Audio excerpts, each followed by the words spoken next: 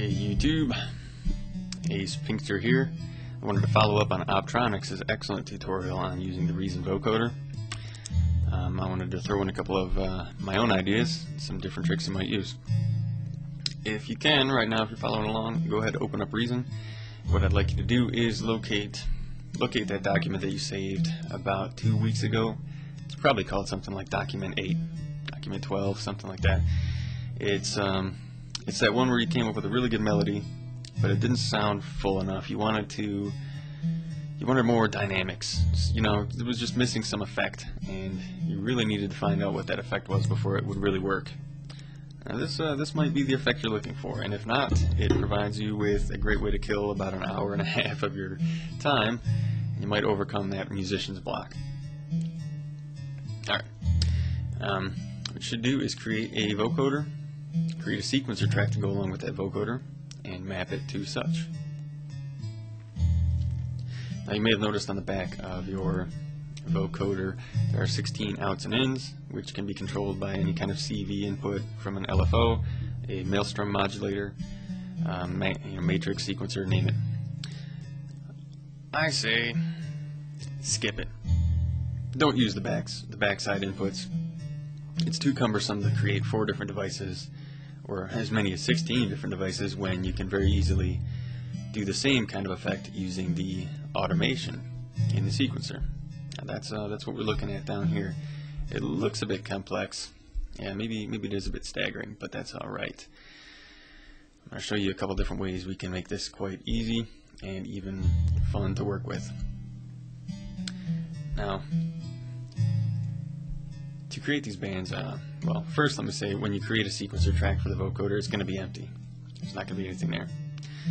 So, the first thing you should do is just take your pencil, and while you're in record mode, just really quickly just kind of scribble across.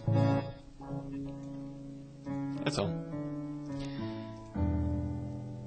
And let me do that again because it wasn't in the right instrument.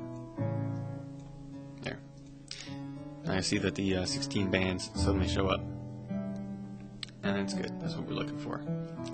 Get rid of everything but the control, and this is where we're going to do our magic. Now, the vocoder I was working with here does have some preset patterns, and we're going to take a look at this just to illustrate the type of range that you have at your disposal here. If you play around a bit with the sequencer, even in a really broad quantization like 1/4, you'll be able to generate a wide variety of different sound effects for the instrument that you're working with. And basically every fourth of a bar here has got a pretty different sound coming out of it. And that's fine. This is something you would end up with if you work by drawing in the sequencer. Like I said, this is a fine way to do it if you know the type of effect that you're going for. And if you don't, do it between a loop, and you just work with it until it sounds like what you hope it would sound like. Now, let's skip ahead a little bit.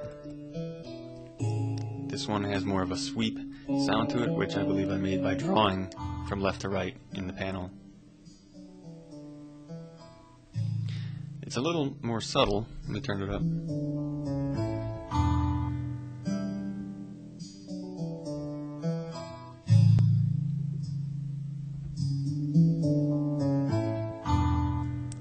And I like the way that sounds. It just kind of, the way it goes from low to medium high, just makes the music sound like it's being revealed. And this has a very interesting sound. And this was done just by drawing a few slopes with the line tool, no snap to. And this is one of the cool things about using a vocoder. Let's skip ahead.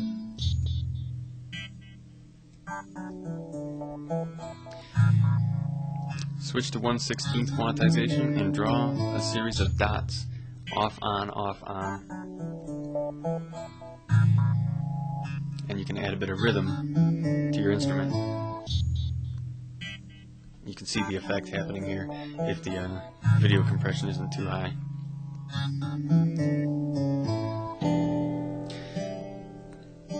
But basically, what you should do, especially if you're looking for a way to get started with this effect, Let me do this.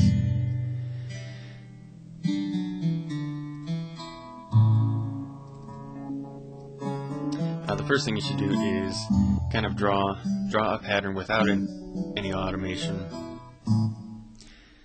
Let me do this. This is what it would be like. So you've got your instrument here, it's playing.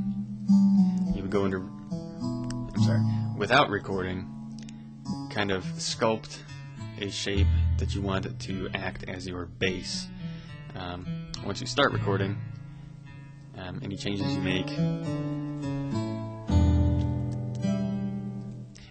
you make will produce those lines, but the shape that you drew prior to recording will end up as the default, and you'll see drawn all the way across.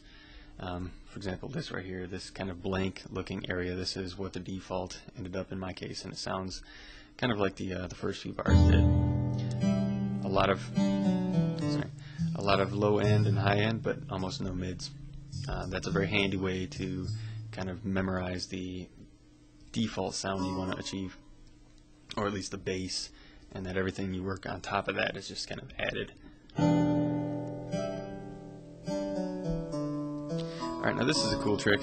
While you're recording in somewhat of a blank area, try and do that. Just draw from top or from left to right, and with a nice smooth shape.